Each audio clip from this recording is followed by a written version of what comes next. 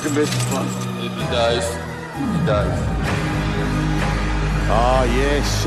Is this Meninga versus Sattler? Two famous names of rugby league.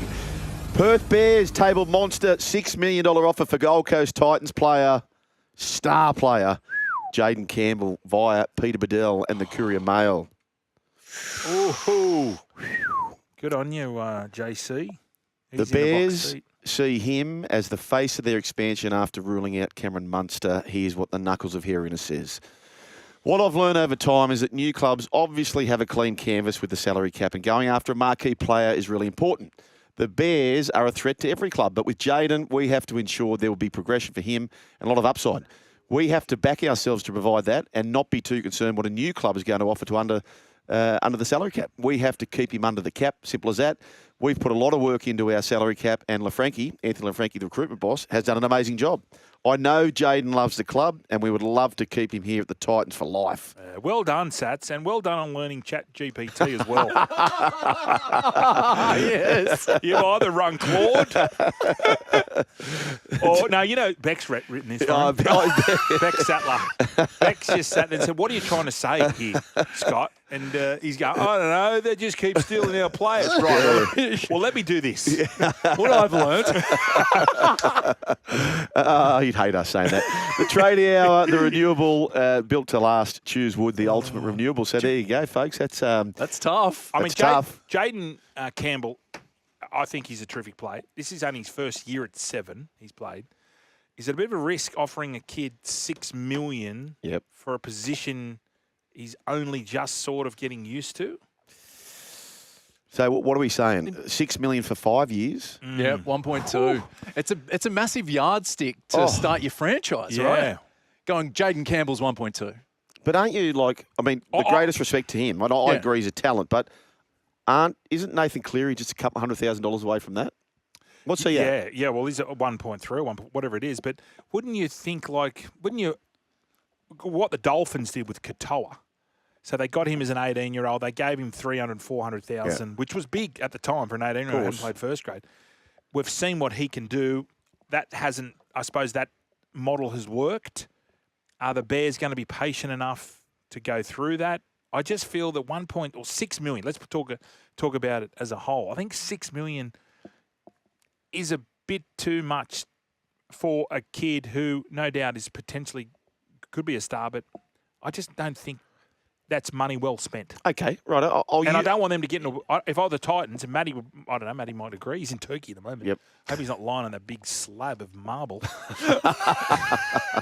But if he gets 1.2, you can't stand in his way. No, of course you can't. If he gets 1.2, you have to do it. But is it? I know the Bears, and this is where I think they do need some kind of compensation, the salary cap, which I don't believe they're going to get.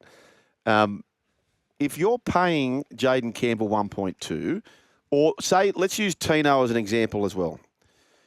What would Tino get at the Perth Bears? Would that number be similar? Have to be. Okay. And Nathan Cleary, we're saying, is around that 1.3, 1.4. Yeah.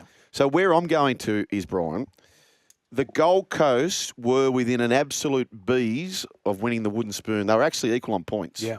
Right, with the Newcastle Knights. They had both Campbell and they had Tino. Can you tell me, with both those players out of the team and you put Nathan Cleary in that team, good point. Would they have ran equal last, the Gold Coast Titans? No, I'm saying no. So that's the whole point, isn't it? So how can you win a competition if that's two players around the 1.2 in the same team? Admittedly, Tino, of course, injury plays a part there. But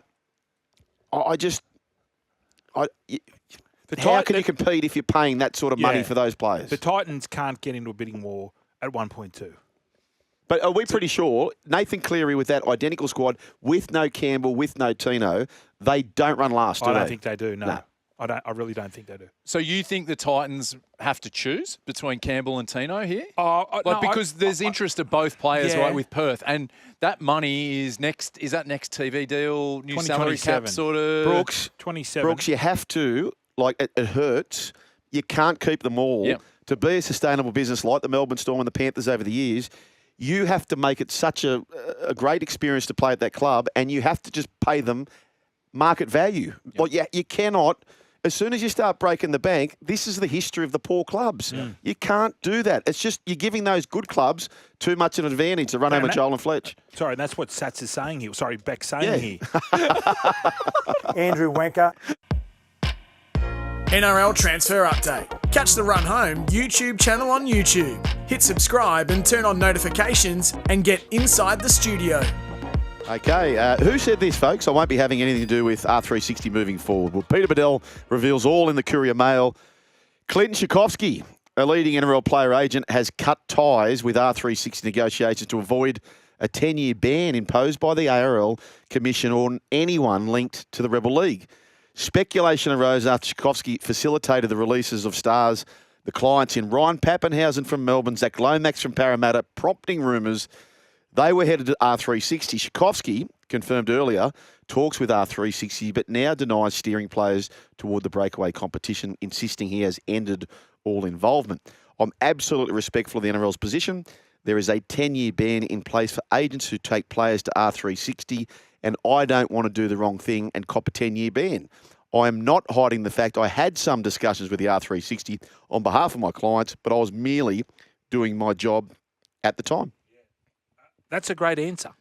Yep. I think that's perfect. Yep. So he's come out. He said, I don't want to get the 10-year ban. He said he had chatted to him. I just think moving forward, that's the way to handle it. You be honest. Everyone goes, oh, well, you're just doing your job. So truth takes the stairs, and he didn't want the truth to take the stairs. No, so he just took it himself. Lies taking the elevator. Hey, boys, it's an early win for PVL's 10-year ban, don't you think? Like, Clinton's come out and said, yeah, we talked before. Yeah. Ban comes out. Now we're giving them legal advice to be able to, that's where your path is for R360. We're not going to do that.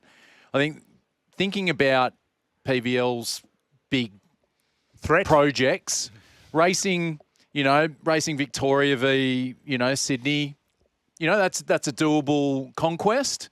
You can say the same, like the AFL and NRL, like they've practically brought all the measurables in terms of like TV, for instance, up in par with AFL. This is a totally different challenge for him because he's getting attacked. And this rule has been a great, like, I guess, early doors, good, because it's Tchaikovsky going, look, we're not really gonna risk this ban because of all the other players that they've got in their stable. Correct. So he's done well there. Like, everyone was like, oh, how's he going to enforce this, blah, blah, blah, blah. But this is probably the big thing here, getting agents to go, look, we're going to have to give you to another person to be able to negotiate these deals. Do you feel now there'll be agents from overseas who aren't accredited with the NRL just thinking, I can see a bit of an earn here. They'll have to. I'm going to start, and that because there's no skin off their nose. No. They've got no sort of interest in NRL. Do you think we'll see some foreign raiders come over? Well, and I think, so you got to think about this, right? You have to be an accredited agent to deal with the National Rugby League, of which Tchaikovsky is. Yeah. For a non-sanctioned competition, I don't think they give a rat's who's representing. No, okay. So you get Brian Fletch, a lawyer. So I think you're going to see all these lawyers who some way be connected to maybe a management group who they're now acting on behalf. So that's my guess. You get a negotiator as such. Yeah, that's what I think. Because you don't need to be accredited to be the R360. So I doubt you'd have to be. Oh, so you think, right, I'll contact so-and-so, but I want a sling? Well, I don't know. They'd have to be careful if they did that. Yes, I think people would be thinking that way, yes. But they'd have to be very careful because... there'd be slings going on there. 10-year central. Yeah. But that's what I think you'll find. But there'll be... Because the rugby union will do the same, won't they, with their managers, I would imagine. I don't know what we don't know what's going on, but I also spoke to a bloke who's involved with the Waratahs, just having a yarn about the rumours that 200 players have been signed. And he said, yeah, I heard that too, but there's been no names put to it yet. So you would think something would leak out. Well, that's right. If there is 200, it's the biggest stealth play since Cronk played in that grand final. Like, it's just, it has been so quiet. But the league's long play would be to make sure it's watertight, right? Because if you're going to try and get some of these stars that are going to play in this 2027 World Cup, you don't want it leaked out because in the long term of your league, that's really going to cause some effects. So if you play ball for the first 2 years of this competition, let the 2027 Rugby World Cup happen, then get your Khaleesi's and DuPonts, some of the Aussie veterans. I don't know, the All Blacks guys. I saw on social media there was a rumoured massive contract offered to Artie Sevilla, the All Black star. Like, ridiculous. It's like 8 figures a year. Oh, really? No, this was just on social media. It's not been reported. But, like, no doubt they'd be throwing that sort of money to some of the rugby stars. But they've got to wait till the World Cup, I think, because they don't want to really, like, the releases come out about your ties to a national team will be severed if you sign with this competition. I think these guys that are potentially playing in their last World Cup might be announced after the 2027 World Cup. What date is the World Cup next year? Is it July, August 2027? Oh, so it's 27. Yeah. They want to kick off R360. Yeah, that's what I'm 26. saying. That it might be like a bit of... It might be a few bodgies. Might be a soft launch. Ah, okay. Gotcha. Get some of the old guys who are at the end of their career that won't make the World Cup. Right. Then once the World Cup's done, they'll be able to get some of the stars. Okay. So it'll be like a 2-year launch sort of thing. October 2, I think it was, next year when it kicks off, doesn't it? R360, or that's when they... Monte Carlo. I mean, it sounds exciting. It does. Lisbon v Miami, I think, is the opening game. I mean, that sounds exciting, but whether or not it's going to get off the ground. Who knows? We said this about Super League, though. Yeah. Yep. World Cup will be the same time. It just can't, like, the only thing that I can't get around, it just can't be the same game. Like, the same game, you can't have 15 on 15. I know, but I think it has to be in Europe because they're going to say, we don't like rugby league.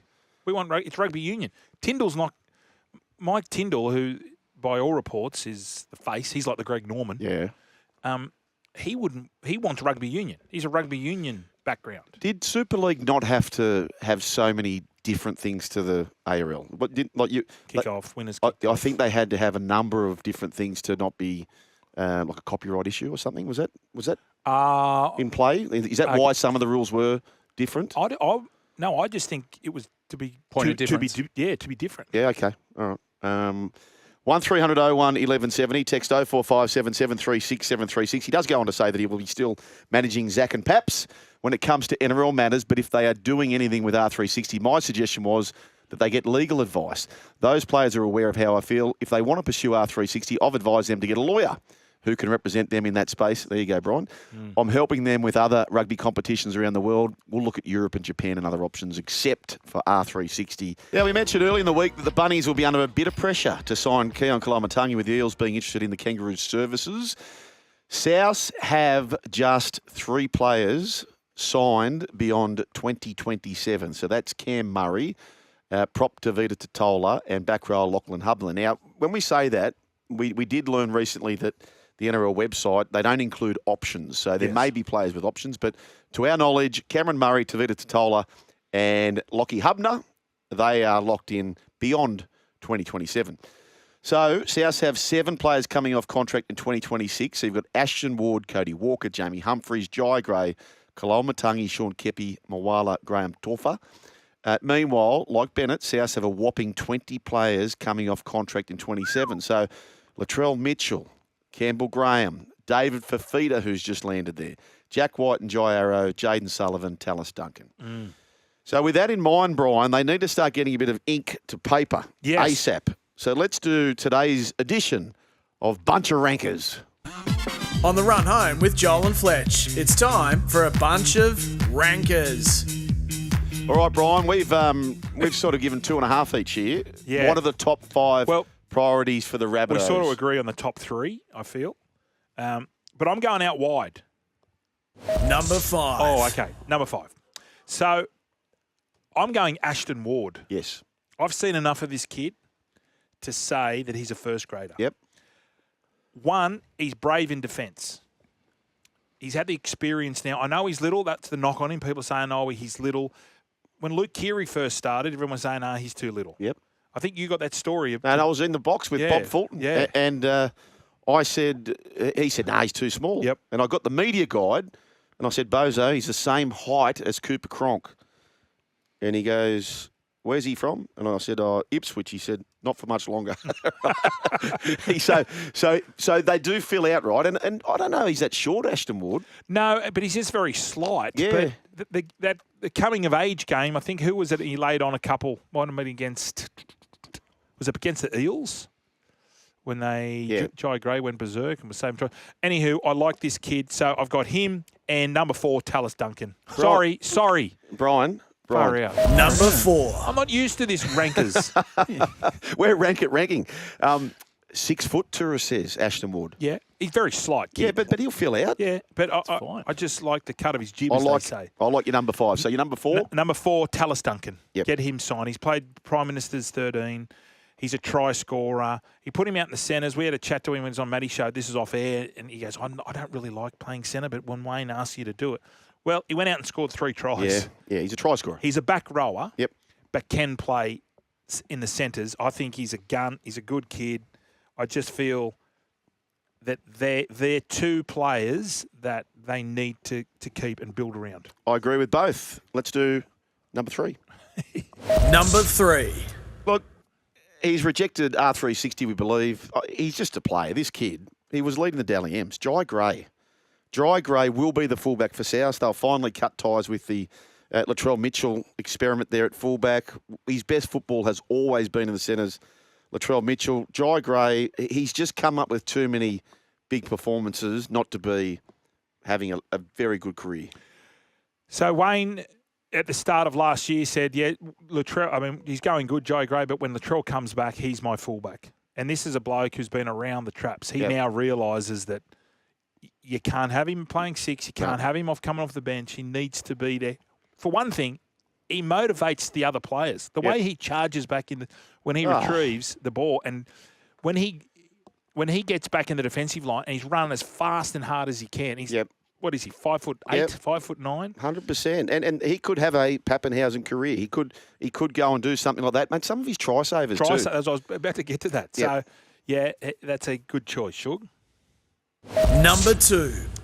Look, when you go at the list, and there's too many on the South Sydney list at the moment where you're thinking, maybe age is a problem or it's an untested youngster, so where do we go? So this guy kind of picks himself, needs health. Yeah. Campbell Graham. Yeah. Shocking injuries. He had that sternum. He had to get a bone graft. Like, he's played for Australia already. He's a bees away. He was a bees away from playing for New South Wales. So, local kid, really good team man. He's just been so unlucky. It was the jaw, it was the hammies, it's the calves, it was the sternum, the ankle. So he's a bit like Billy Smith, I suppose. He started when he sort of understands that his body's all coming together. He's an international.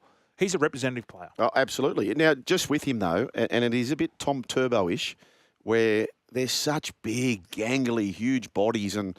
For whatever reason, it does garner injuries. Well, the jaw's unfortunate. No, of course. The sternum is unusual. Yep. There's just there's no blood flow down there, so you have to get the graft. But I just feel he's just been unlucky. 11 games last season, so you need to be pushing towards the 20s. As I said, it's out of his hands. He's a great fella. And so he is the number 2. Career best year that he had was in 2024, 16 tries from 21 games. But we are congruent with this. Number 1. Fletch. Yeah, Keon Kaloamatangi, another local kid. He's been an absolute... When they put him through the middle and he's come out and said, I don't know whether I want to play the middle, but I'll do it for the team, that just shows you what sort of type of bloke he is. But when you put him in the middle, he was unstoppable. Geez, he was impressive. Picked himself in the Ashes, got picked for the Ashes. Now that David Fafita is here, maybe Keon can go back to an edge. I really want to see David Fafita playing in the middle. You do, yeah. He wants big money. I think South should come close to... He should be their priority. Yep. I know it's $1 million a lot of money, but what's to say in 2027 when the new... or 2028 when the new salary or the new TV rights come in, the salary, that might be cheap. Could be. For a bloke like him. He plays 80 minutes too. Big 80 minutes play. So that's our top. And then people are thinking, well, there's no Latrell. You haven't put Latrell down. Yeah. Cody Walker. Jai Arrow. What about Jack Whiten? Jack Whiten. I just feel that in 2027, this is another, end of 2027, it's another 2 years away. Latrell playing in the centres is going to be great for him. Yep. Mate, that's his place. He's a superstar in the centres. Near that line, you can't stop him. We've said this for 2 years, I reckon, about Latrell being at fullback. He's not that trucker from the back, and that's what you need these days. And there's no stopping him to going on the right side. I know he's going to be left centre, but when they get down to good ball, he needs that ball in his hands. 100%. Like when he comes down that short side, we saw what he did against the Roosters that day. But unfortunately, the kid at the back is going better than Latrell at fullback. So, like, from what you guys have selected, this is definitely a new era coming up for the Rabbitohs. Yep. Like, because some of those names you omitted from your top 5, I know this, and like you said, it's 2027. They've been pretty, like, pillars of that team. Other teams as well, like Whiten and Mitchell. Like, it's a big call. Like, and Rabbitohs are going to have to make some big calls. Like, Para going hard after Keon, and you've got all this cap space. It's a similar thing to the Titans situation. Like, you might have to fork out quite a bit to keep him. The post-Wayne era for all clubs has not really finished so well, right? So are South fans concerned about that? So Wayne also comes off at 2027, is that right? Yes, he so does. Is that a concern for you South Sydney fans that in 2 seasons' time you may have Wayne gone elsewhere? Does that worry you at all? Well, I think also Latrell will stay at South for unders because he said he wanted to win a premiership there. Time's running out for him. I feel that he may take a pay cut just to stay there and prove, back up what he said. He's every chance, if they just go all in on the centre thing, burn the boat about playing fullback, he probably gets one of the Dally M centres of the year. Saves his legs. Saves his legs. So he's not doing all that. But when he gets down there, just say to Latrell, when you want the ball, I'm giving to you. Do what you want. You know, when it's a bit like under 8s. Yep. When he wants to score a try, he just goes, right, give me the ball. Yeah. I'm scoring. Yep. Yep. And I'm telling you now too, and I would still do this for Tommy Turbo. Get him through half the season. You've got the other young kid who's a gun at the fullback, Kohler. We got Lehigh too. You got Lehigh and Kohler. Like just lock in for, just say, Turbo, we just need a season out of you, and we reckon the best way to do that is to play you at centre. You'll cause all sorts of carnage, save your legs at the back of the field. Those are the 2 moves I would make, and particularly in the case, both these teams. You've got a capable fullback to cover. You've got 2 in the case of Manly, and you've certainly got Jai Gray for South Sydney. So, to me, that is obvious. What, you're still here? Well, you can see more on the Joel and Fletch socials and catch us live on SEN Radio, you beautiful humans.